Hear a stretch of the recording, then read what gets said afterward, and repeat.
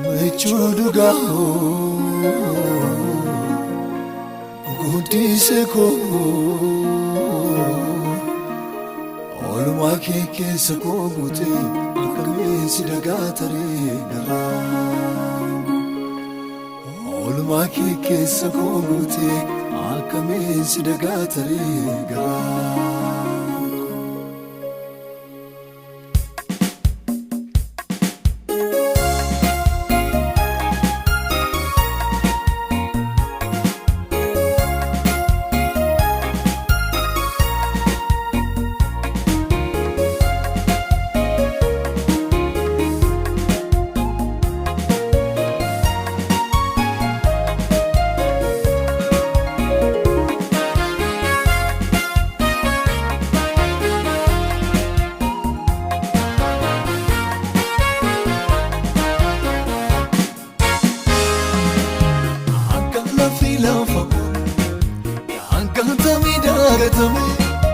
Senabdi saputata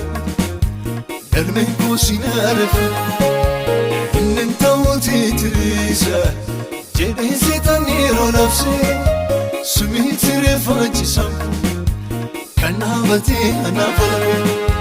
Kanavati anafalme Tukanal mitechi fago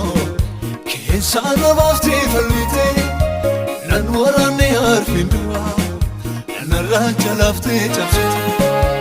Olma kisi chakalesa Yaadati boye garanko Godani sisanarra Gargarsi ke waqayoko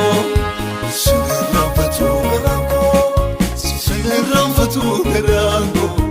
Sinirranfatu garanko Sinirranfatu garanko Sinirranfatu garanko Sinirranfatu garanko Sinirranfatu garanko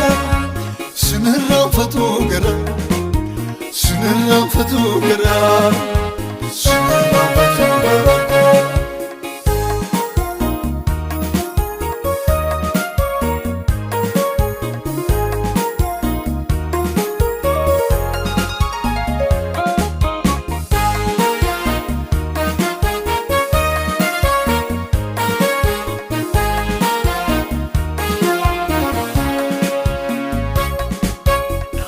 Halanati gora, halalina ragora, guya jabdu kot nakule, nadabi kot yara, ofta mechuga farako, bermata guya rakina, guya mamtuna dimbegnet, hirieko nafola, nafosite makona, itaila landu kinae.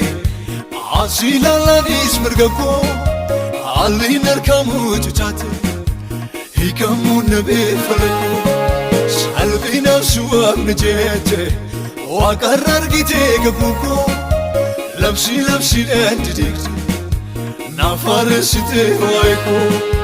Sinirranfatu garako Sinirranfatu garako Sinirranfatu garako Sinirranfatu garanko Sinirranfatu garanko Sinirranfatu garanko Sinirranfatu garanko Sinirranfatu garanko Sinirranfatu garanko Sinirranfatu garanko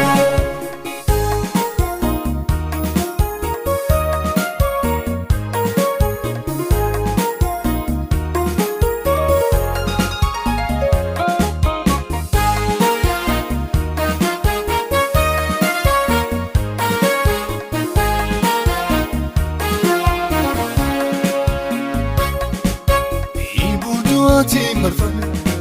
yemun wadi kubako, yabaluk saye kisa, sikabe no cheka, tumi sinde dansa sate, debiti gote yetako, setan ningado deboy, ati naftana kodako, sinirranfatu garanko, olam tu kisanjrane, sente na wamde makako. Godaddu gajjella dufte barbaade falmata koo daandii keessa ol kaafte jabeessite mogolee koo akkamiin si dagature yaadannoo jira keessa koo sinirraanfatu garaan koo sinirraanfatu garaan koo sinirraanfatu garaan koo sinirraanfatu garaan koo sinirraanfatu garaan sinirraanfatu garaan koo sinirraanfatu garaan koo sinirraanfatu garaan sinirraanfatu garaan koo